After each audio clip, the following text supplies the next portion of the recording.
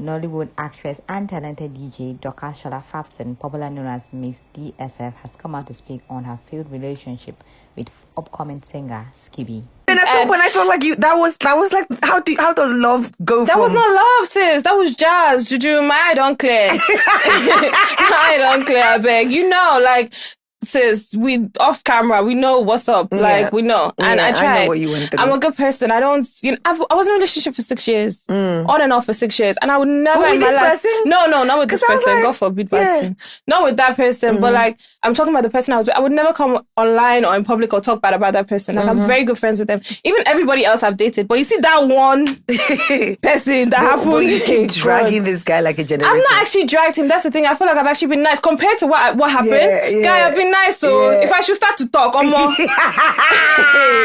beg. I've been freaking nice. Freaking nice. You're actually... And at some point I felt like that was like how